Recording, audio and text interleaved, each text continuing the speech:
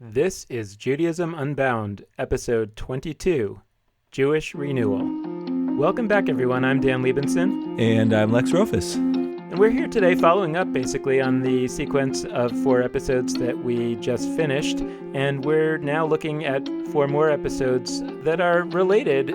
We're calling it Emergent Innovation, and we continue to look at new developments in the Jewish world, and particularly the Jewish world of those who are not participating very much in existing forms of Jewish life. Today, to kick off this series, we have invited Rabbi Rachel Barenblat and Rabbi David Markus, who are the board co-chairs of ALEPH, the Alliance for Jewish Renewal. We'll get into what Jewish Renewal is more with our guests.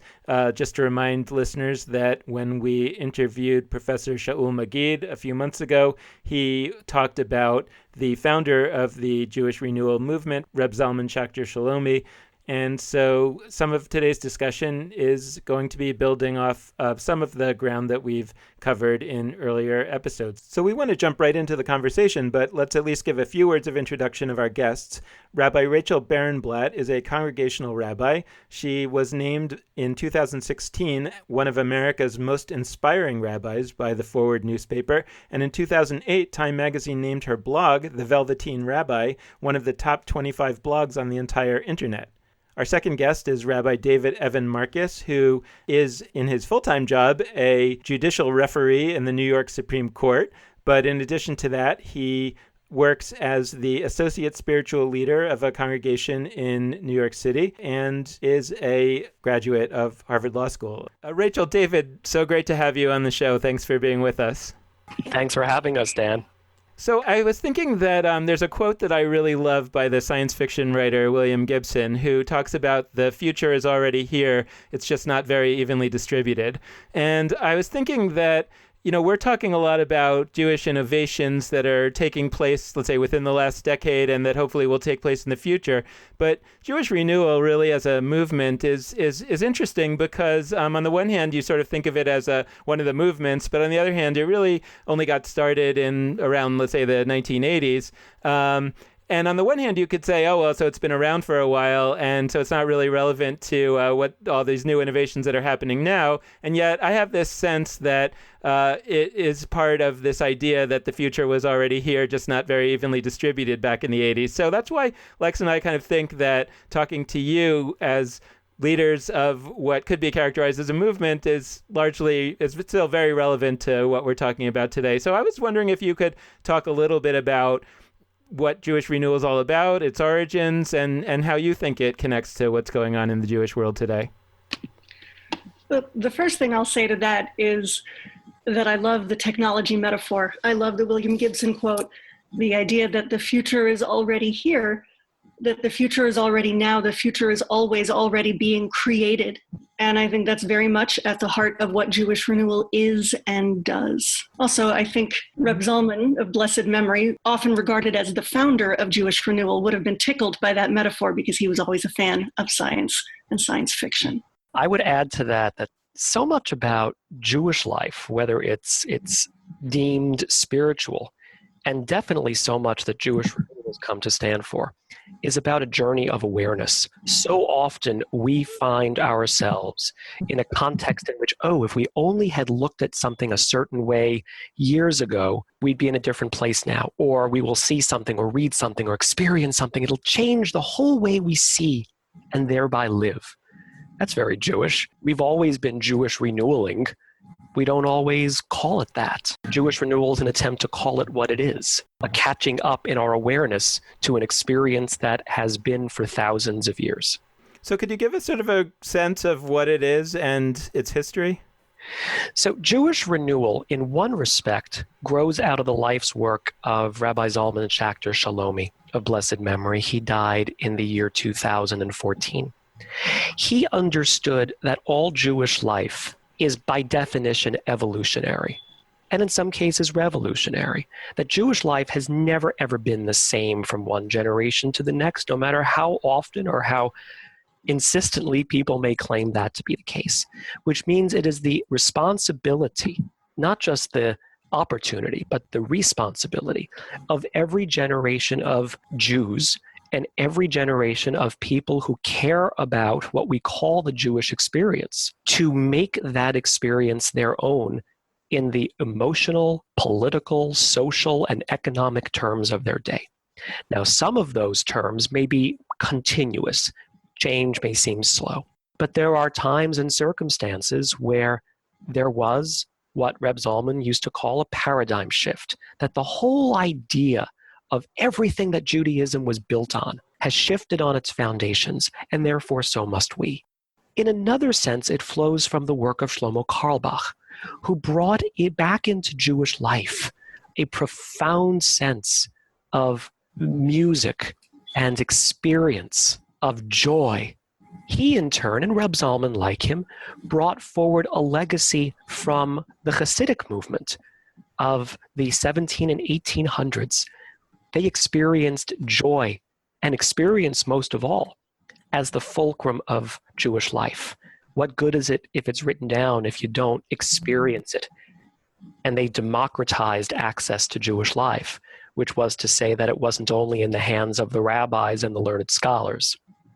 In another respect, Jewish Renewal brings forward the idea of deep ecumenism, not just being okay with peoples of other faiths and other constructs, but being porous to them because we are all part of a living organism. It gets a little bit woo-woo for some people's tastes, but the notion that one could be Jewish and Buddhist and Christian and gay and female and rich and poor, identity constructs are changing. In this generation, and especially among millennials, very notion of identity and labels is more porous. Jewish Renewal is very consistent with that.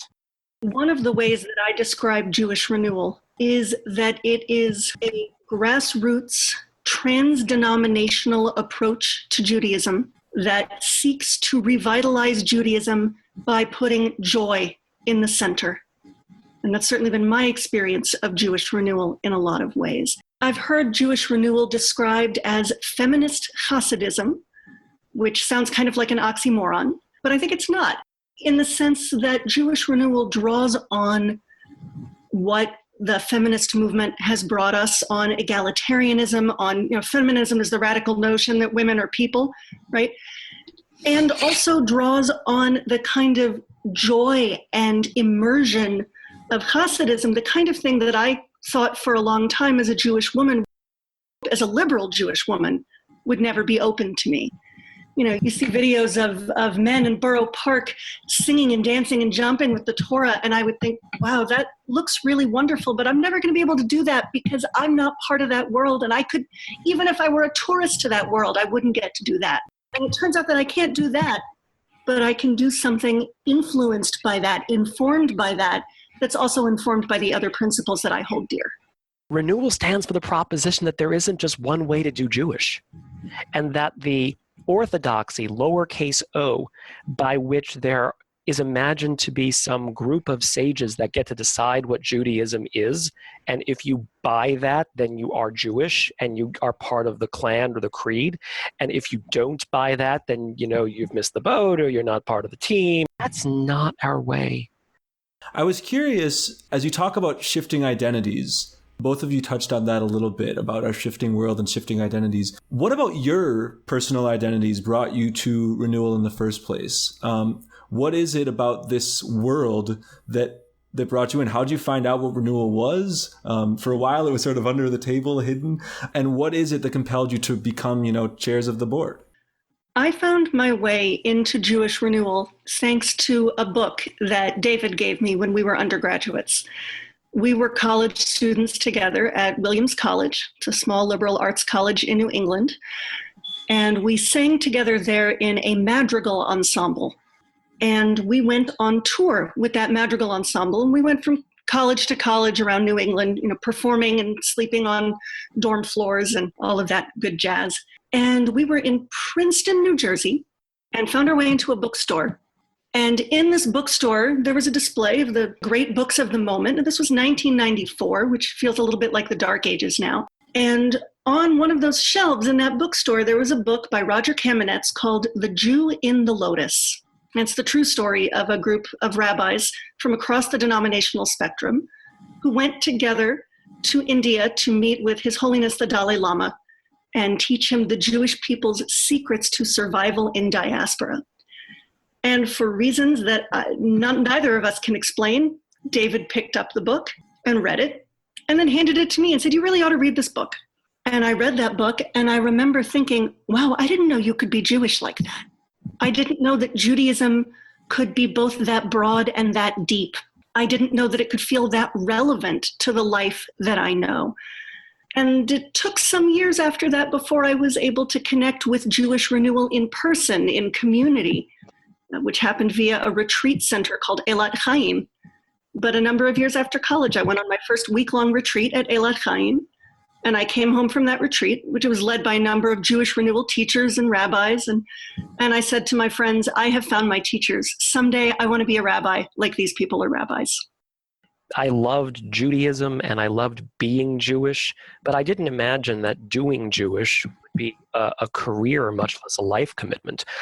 I had been raised in, one leg in the conservative movement, one leg in the reform movement, and then both legs the son of parents who were spiritual but not especially Jewish. My father happens to be Israeli, and in the way that he grew up to do Shabbat in Israel would be to go to the beach. So I was a mutt Jewishly, but I knew enough that when I got to Williams, there being no campus rabbi, I was asked to be the rabbi. And in the monarchy of blind people, the one-eyed person is king, so to speak. So they made me the rabbi. And what did I know? I was 18 and I had a synagogue. And suddenly there I am, tapping shoulders for this thing called a minyan and leading services. And I had a lot to learn. It was right around that time that Williams College decided that they were going to make an admissions point of reaching out to communities that until recently had not applied to a small liberal arts college. And one of them was the Jewish day school set. So in my second year, into Williams comes a large influx of students that were more observant than at the time was the average. And I found myself with multiple sects of Jews. Some of them wanted to light candles at 4:30 on a Friday afternoon in December, and other people were at beer practice at 4:30 on a Friday afternoon in December.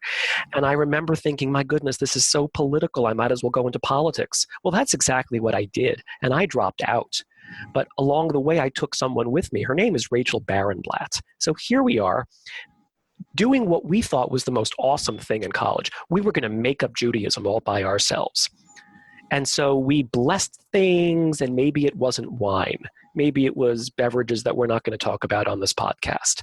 And we would find meaning in things, and we would create rituals, and we would think that we were just the most awesome thing ever. What we didn't know, and what Roger's book first introduced us to the idea of, is that what we were doing in a do-it-yourself Judaism kind of way is what our ancestors did. And by ancestors, I don't just mean 2,000 years ago. I mean the Jews of the 1960s and the 1970s who created the Chavurah movement, who seeded the idea of Jewish renewal. That's what Reb Zalman did. That's what Shlomo did. But of course, we didn't know that. So we invented Judaism all by ourselves, only to find that in fact it was done. I even had the audacity to believe that I was the first Jewish Buddhist in the world. An amazing idea in Williamstown, Massachusetts. I had discovered Buddhism. I was meditating. I had a spiritual practice. I made it up. There are thousands of them, says Roger's book. And the very notion of a hyphenated identity or a porous identity, in fact, is very unique to not Judaism, but to all spiritual life. And so when Rachel found these teachers, I had been on a trajectory in public service. I got a law degree and a policy degree, and I was in a very different world. And Rachel is now in an ordination program called ALEPH, the Alliance for Jewish Renewal, becoming a rabbi. And I'm very, very happy for her, and she's in her element, and she's happier than I've ever known her to be. And she says, David, you have to come to this retreat. And I said, "You're on crack." And she said, no, you have to come to this retreat. Rachel tells me to do something. I do it. Sure enough, I've met my teachers. But I thought it wasn't possible to be in public service. I'm a government attorney. I have an oath of office. How could one do that and be a rabbi? And I sat with that for some time until it was shown to me and gotten through my thick skull that, in fact, this was also my calling.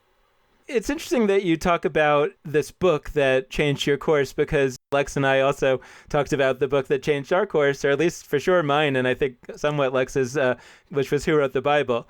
And it's interesting that, my reaction to Who Wrote the Bible was almost exactly, Rachel, the way that you described your reaction to The Jew and the Lotus, because I think a lot of people read biblical criticism. I've talked to some, and say, oh, well, that means it's all BS. And so, what's the point? Whereas I read it as this incredible story about how, yes, 2,000 years ago or however long it was, that these people essentially did it themselves, right? And they remixed the material, and they, were tribes that wanted to live together. And so they mashed their stories together, and they came up with a Uber story that sort of made sense. And for me, that was so incredibly liberating. And it's interesting to sort of now draw the connection, because at that time I became really interested in the Bible, and I sort of felt like, well, I must, rabbinic Judaism, the Talmud, that must have been this like diversion, and let's go back to the Bible, because that was when we really were mixing it up and, really doing it ourselves. And only then, many years later, maybe 20, 25 years later, when I encountered B'nai Lappi, who was on the podcast a while ago, who showed me how that was exactly what was happening in the Talmud, and so I think that what we're really seeing, just like you say, is this unbroken chain of that kind of do-it-yourselfness and remixing. And so for you, it's liberating to imagine that was done as recently as the 60s, and for me, it's liberating to imagine that was done as long ago as 2,000 or 1,500 years ago. But I think fundamentally, it's the sense of feeling that I finally found a tradition that I actually can be a part of. I'm intrigued that you mentioned remixing and remix culture, because that's one of my obsessions when I'm wearing a different kippah. The sense that Judaism invented the remix, that the Judaism created, mashups of texts and stories millennia before the concept of the qua mashup was born. And I love your idea that the way that our biblical texts come together is parallel to the way that the Talmud came together, that multivocality is parallel to the way that our rituals have come together. One of the things that I did as an undergraduate when I decided to boycott the Jewish Center because they were obnoxious and insisted on lighting candles at 4:30 was to become involved with what at that time was called the Williams College Feminist Seder Project, which was another example of college students inventing something that had already been invented. Turns out the first feminist seders actually happened in the 70s. And we kind of dimly knew that. And we had some sense that what we were doing was following in their footsteps. But what I think wasn't clear to me then, as I was literally cutting and pasting the Haggadah from the received tradition, plus poetry, plus liberation theology, plus whatever else spoke to me, literally taping it and copying it on a Xerox machine to make something new, is that what I was doing there is exactly what our tradition has always done.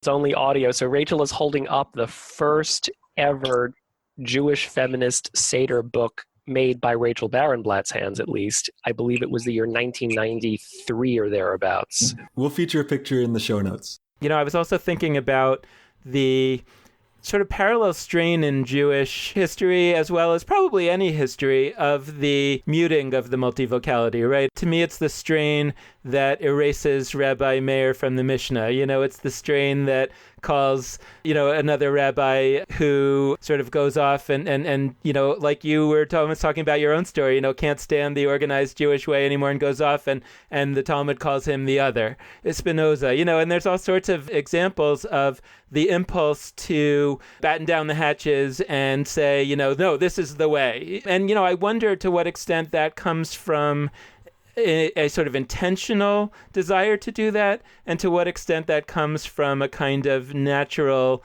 evolutionary rhythm of institutions. And actually, it was one of the questions that I wanted to ask you to reflect upon as leaders of Jewish Renewal, because in a way, and I don't think this is only the case for Jewish Renewal. I mean, I really see it as a question I would ask within Reconstructionism and probably within Conservative and Reform as well, is to say that the spirit that animates this movement is essentially one of renewal, one of great creativity, one of, or at least permission, with more so than the system appeared to give before, to really kind of mix it up. And yet, then when you start to transform yourself into a movement with synagogues and boards and memberships, and that it has a tendency to kind of say, okay, well, what are our principles? What are our practices? And it kind of tends to get fixed. I hear you articulating a sense that there's always been a tension between innovation and structure, between the desire to make the tent broader and say all of these voices are part of the tradition and part of the community, and the desire to say, no, we need to have boundaries. It's not healthy if we don't have some kind of walls around who's in and who's out. And I think the last few millennia reflect a kind of back and forth, an ebb and flow of those tendencies. And there are historical reasons why at one moment in time or another, we've been more able to be permeable or more inclined to be insular. Another thing I hear you saying is that you have the sense that the questions we're asking in ALEPH and in Jewish Renewal are also questions that are being asked everywhere else across the Jewish world. And I absolutely agree with that. One of the things that David and I are doing as co-chairs of ALEPH is traveling around as much of North America as we can reach, and also having conversations with other places on the globe via Zoom and email, talking to them about what is the Judaism that you yearn for? What is the Judaism of the future that you want to see? And then the follow-up question becomes, how can we help build that Judaism? How do you want to help us bring it about? And that conversation is happening everywhere. It's happening in all of the denominations. And the one you didn't mention was Orthodoxy, but I'm going to argue that it's happening even there.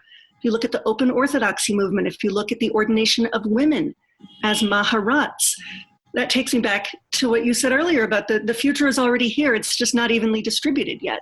The future of women as rabbinic leaders in Orthodoxy is already here. It's not everywhere, but someday it will be. So the impulse of renewal is something that happens everywhere. What maybe makes ALEPH unique are the tools that we bring to bear on that impulse and the spiritual technologies that are in our toolbox. Yeah, I love that what do you yearn for question. And one thing that I definitely yearn for and what I've found in my time in Jewish Renewal is a Judaism of flexibility. As I talk to friends of mine and folks who don't know much about renewal, about sort of what I'm doing when I'm doing this renewal rabbinical program, one of the first things people ask me is, along with, how did renewal start? What is it? They ask me, like, what's a renewal service? Like, what, if I walked into a renewal service, what would it look like? And I always sort of pause and sigh because I don't know how to answer. There's no real rubric, and there's not even like a couple different rubrics for what a renewal service looks like. When I go to the annual retreat that all of the students go to, where we do intensive classes for a week, I mean, there's 3 services a day led by students, on Shabbat led by ordained rabbis, and truly, none of them look the same. That's a cliche, but actually the room is sometimes set up differently. We might be sitting in a spiral one moment. We might be sitting across from each other. We might be engaging in dialogue. Sometimes we might be in English here. We might be in Hebrew here. We might speak in Sanskrit. It's the whole point is this experimentation, this R&D that came up before. I think you hit the nail on the head, Lex. Behind me on my shelf is just about every denominational siddur that exists and a few more besides. We in the rabbinic program are taught exactly what you said. There is no such thing as the renewal siddur, because the renewal siddur defeats the point of all that we just talked about. You should be able to evolve a renewal experience, and it is all about experience, from any book or no book at all. So your question about what characterizes a renewal service if you begin to look for the answer in the pages of a book, good luck, you won't find it. You're looking in the wrong place. It's like looking for the afikomen if you're a kid and someone says, cold, cold, you're cold. Don't go there. It's somewhere else. It is somewhere else. And it's in the experience. So the question ALEPH and Jewish Renewal will ask is, what does it take in designing a service or a community or a retreat or a liturgy, in designing this, that will give the maximum room for that experience? Now, some of those things include time. Experience is hard to do if you're racing. So some renewal services will be very faithful to the structure of a service, but some of the words may be removed so that there's time and space for something else. And that something else might be a chant where you say the same words over and over again to deepen, or it might be a musical experience, or it might be a meditation or silence or a storytelling or a poem or something else that will serve the spiritual function of what's in the traditional liturgy called the matbea, the architecture, without using the exact words.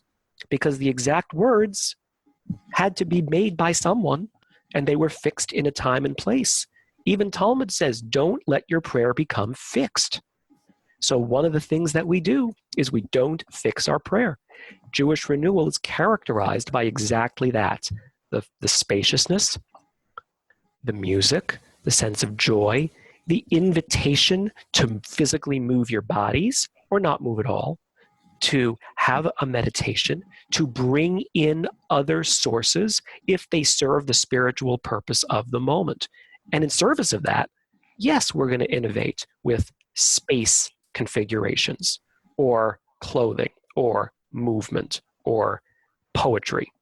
We're going to try to use it all because our number one goal is the experience. But it's so interesting to me to hear this conversation that the two of you just had, Lex and David, because from my perspective, what I hear as this kind of secular Jew who's not part of the movement, what I'm hearing is like, oh, this sounds like a great variant, a wonderful variant to what we think of as Jewish expression, which is going to services, which is putting that sort of at the center of the experience. I think of it in contrast, and again, I'm not talking in a political term, so I think putting it in contrast with Zionism, as another Jewish movement, where you would come say, what does a Zionist service look like? And the secular Zionist would say, what are you, crazy? We don't have services,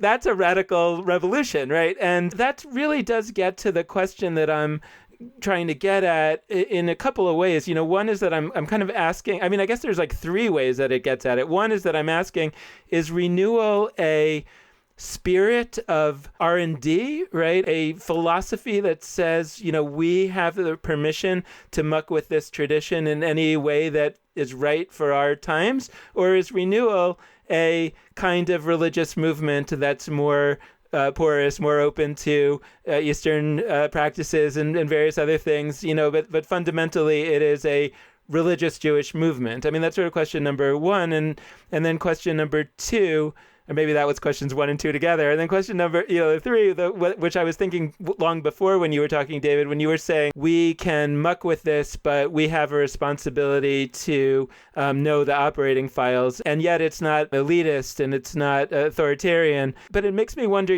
who is the we there? Because I feel like there's also a lot of Jews out in the world. One of the things that we're exploring that I've been thinking a lot about lately is the what I'm calling the Bernie Sanders Jews, which I really truly believe is an important form of Judaism that exists in the world. I think Bernie Sanders has been asked like what kind of a Jew is he? He's not really interested in being Jewish. I actually think he's a very serious Jew, and he has a serious Jewish practice that he himself may not be capable of talking about in Jewish terms, but that I recognize as a profoundly Jewish expression. And it doesn't necessarily seem that kind of thing fits in to what we're talking about when we talk about sort of operating files and whatnot, because I feel like Bernie Sanders and people like him and people like me, and Lex and I have explored this in the kind of chutzpah versus knowledge curve idea, but the idea is that maybe the lack of familiarity with some of the operating files is actually what gives you the freedom to truly make up something new. And if it turns out that that is not great for all kinds of reasons, it's not Jewishly deep enough, for example, or it's not true enough to the times, then it'll fail. Just like you said, that's okay. That's wonderful. We want to actually permit this vast experimentation and expression. And ultimately, somebody out there who's mucking around and making some new Jewish stuff for their friends and family, they're not going to really hurt Judaism if it turns out that it fails. The fear, I think, that the people have is that it'll succeed. I heard you ask, is renewal a spirit of R&D, or is it a very open and porous religious movement, but very clearly a religious movement? And unsurprisingly, my answer is going to be yes to both, and also no to both. It always has to be a both and. When I was studying to be ordained with my second ordination as a spiritual director, we talked a lot about spiritual practices. And I remember a conversation where one of my teachers asked me, well, what are your spiritual practices right now? And I kind of hemmed and hawed and said, well, I haven't been making a lot of time for liturgical prayer. I felt sort of guilty about this. I'm a rabbinic student, right? And she said to me, no, that's not what I was asking. I'm asking about what are your spiritual practices? What are the things you do that connect you with something beyond yourself? And there have been times in my life when my answer to that is liturgical prayer. And I'll be honest, I'm the kind of geek who really loves liturgical prayer in all of its forms, from the most wordy to the least wordy. So going to lots of different services and seeing what they have in common and what makes them different is totally my idea of a good time. And there are also times when spiritual practice for me might mean trying to wash the dishes with mindfulness and bring that spirit into everything I do, whether or not it's an explicitly religious act. And I think that's a core piece of Jewish renewal too. Jewish renewal isn't just what happens when you're in a synagogue or on retreat. It has to also be something that becomes core to who you are, that informs who you are and how you are in everything that you do. Another thing I heard you note is that when we talk about getting into the source files of Judaism, and yet we don't want to be elitist or top down, isn't there a little bit of a contradiction there? If we're the people who are mucking around in the source files, isn't that necessarily elitist? My sense is that that's something that's going to shift over time.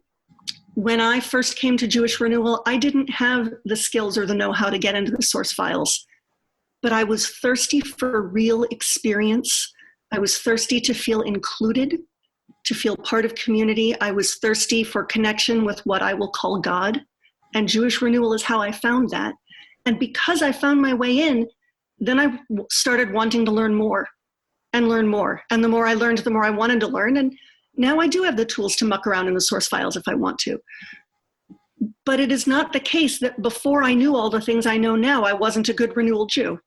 Absolutely. And I would add that one of the things that we're thinking really deeply about, I think a lot of people all across the Jewish spectrum are thinking about it at the same time, is this idea of multi-level commitments. It's not like you have to go to Minyan 3 times a day or else you're not a good person or a good Jew. God forbid any of us would think that or say that or leave people feeling that way. So what does it mean to evolve a Judaism where there are many on-ramps? Some people are going to resonate with music. Some people are going to resonate with meditation, and the list goes on and on. Some people are going to find their expression of their Jewish soul in how they make a meal, or how they commit to social justice, or how they fill it in. Jewish Renewal needs to say that whatever brings you to wow, whatever brings you to experience wonder and meaning and authenticity, it doesn't have to be all happy, happy, joy, joy, to use the Ren and Stimpy language. It can be mourning, it can be suffering, it can be whatever is authentic, but whatever gives you a sense that you can embody and inhabit whatever that is in a way that is consistent with your Jewish soul and express your Jewish soul in that. That's the stuff that we work with. I love that I can now say Ren and Stimpy has made its way onto our podcast. I say that as a proud Nickelodeon fan that just totally characterized my childhood. And it's funny, it links to what I was about to ask anyway, which is, the M word that everybody talks about, the millennials. So Ren and Stimpy, for those who don't know, by the way, Ren and Stimpy was a cartoon on Nickelodeon, early, mid-90s. Maybe it started in the late 80s, I'm not sure. Big show for a lot of millennials, maybe some Gen Xers too. So we mentioned the millennials at the beginning, and we've talked a lot about sort of where renewal is now. And I'm curious, as we sort of look at renewal, some people have this conception that renewal is a whole slew of baby boomers. By the way, there are some of those people in renewal. They're awesome. Some of them are my teachers. Hi, if you're listening. But I'm curious, both for myself as a millennial who's learning through renewal, but also on behalf of other young Jews that might be listening. I'm curious, what's sort of the plan going forward for the big question of engaging millennials?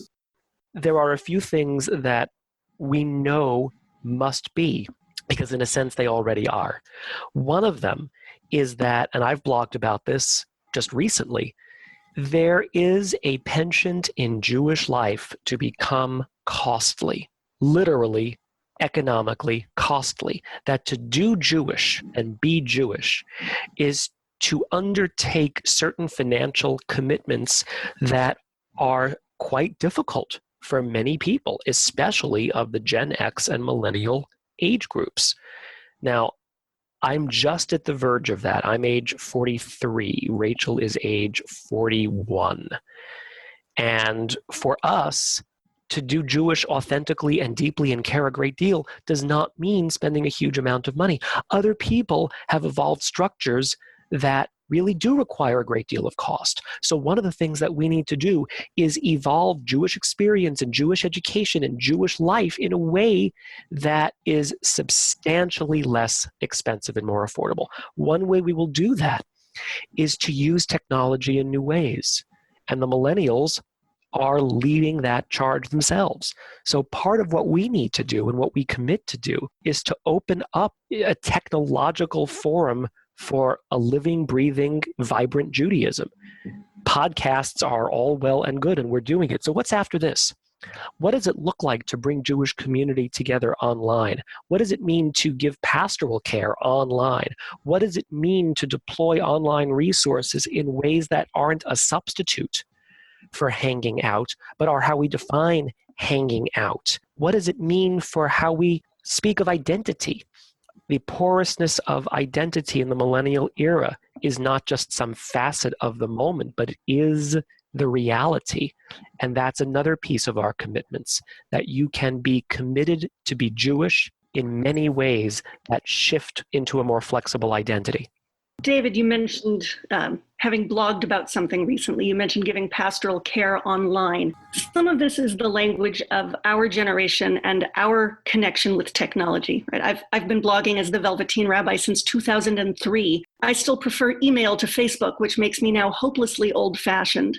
I know that whatever the next generations are doing technologically will look different from the ways that we came of age digitally. So for me, the answer to the question of how are we going to bring this forward to the next generation has to be, we give the next generation the tools, the texts, the knowledge, the passion, the inspiration, the experiences, and then they take those things in their hands and run with them. And by definition, I can't tell you what that's going to look like because I'm doing it from the vantage point of my own generation, which looks different from how my teachers did it. I do it differently than they did. The people who come after me are going to do it differently than I'm doing it. And that takes me back to a story that I heard Reb Zalman tell a number of times, which was about a chassid who was the son of the Rebbe. And everybody loved the Rebbe, and the Rebbe had done everything the way everybody wanted him to do it. And they were very attached to this Rebbe's way of doing things. And then the Rebbe died, and his son inherited his mantle.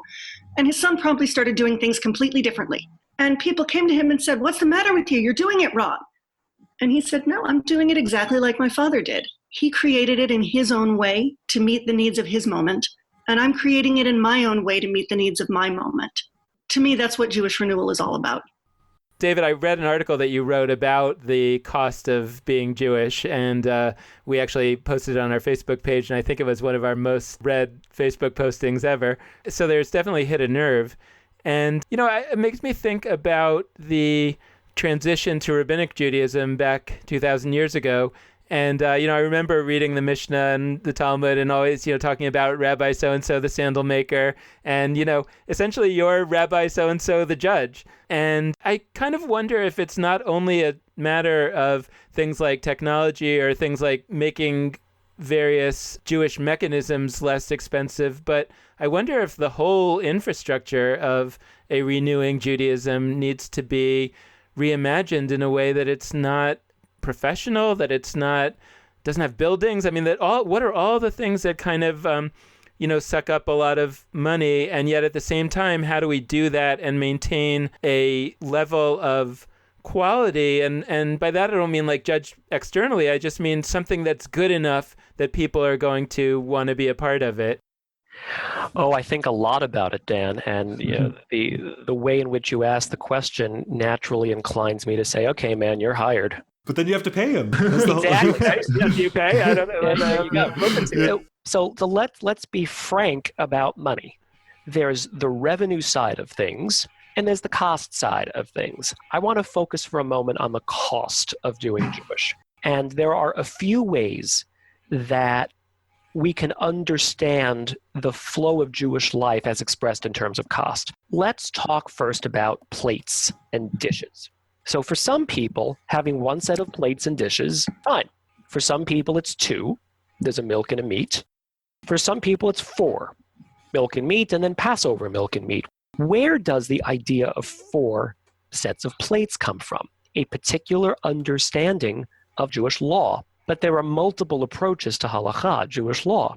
And one of them has to do with the internals of how those decisions are made, and another has to do with competing approaches, like, for instance, affordability.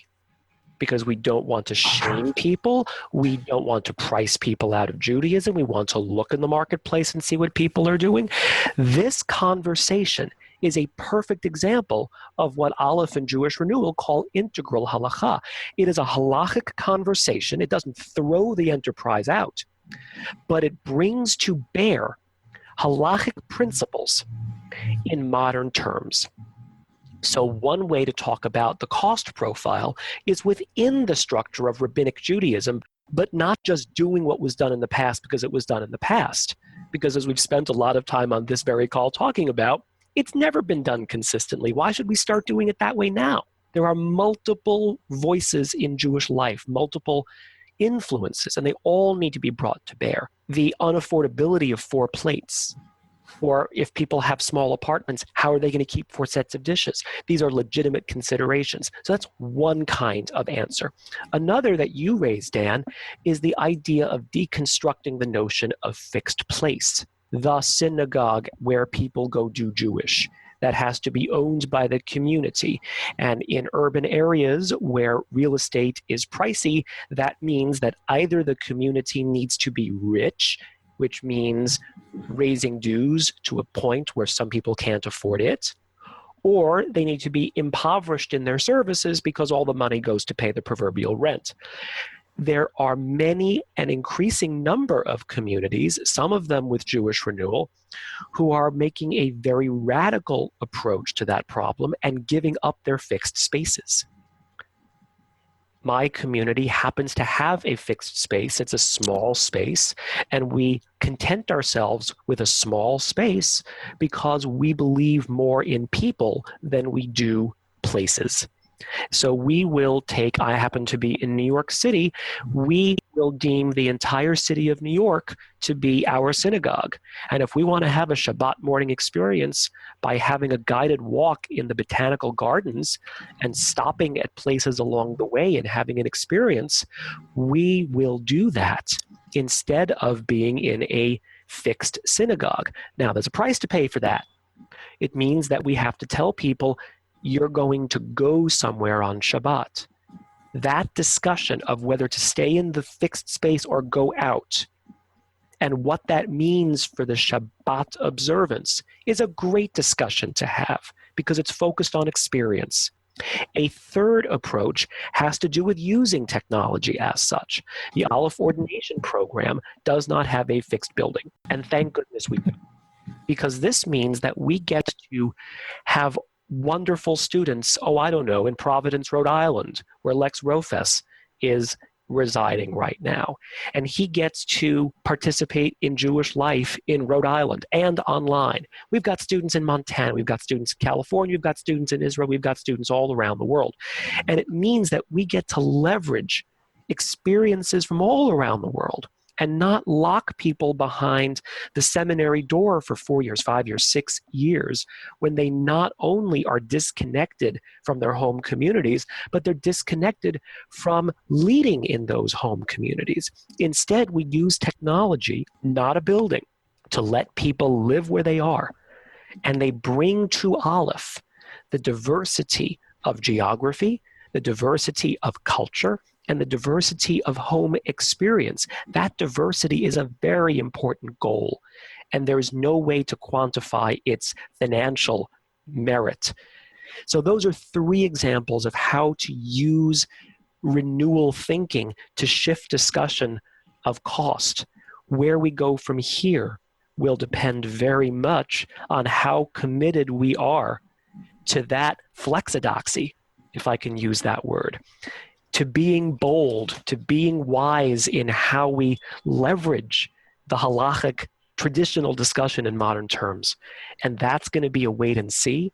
And I very much hope that your listeners will not just be spectators in that discussion, that they will be active stakeholders in that discussion. And if we do our jobs right, in 15 or 20 years, they will be the ALEPH board, and I will be cheering them on.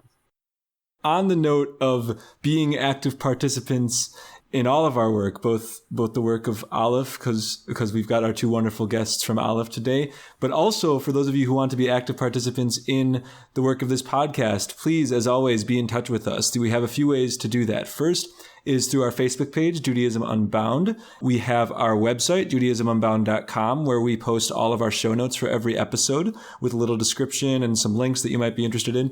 And we also have our email addresses. You can always reach out to lex@nextjewishfuture.org or dan@nextjewishfuture.org. Thank you so much for coming on the show today. It's my delight. Thanks for having me, Dan. Thanks for having me, Lex. It was wonderful to be with y'all. We are so happy to have gotten to spend some time with you. And anyone who wants to continue this conversation with us can reach the 2 of us by emailing chair@aleph.org. You can find us online. If you go to aleph.org, you'll find all kinds of information about Jewish Renewal and the things we do and the programs that ALEPH offers. And we really hope to hear from you. And just to clarify for our listeners, it's ALEPH with a PH, ALEPH.org for both their email address and the website. We encourage you to check those out. And with that, this has been Judaism Unbound.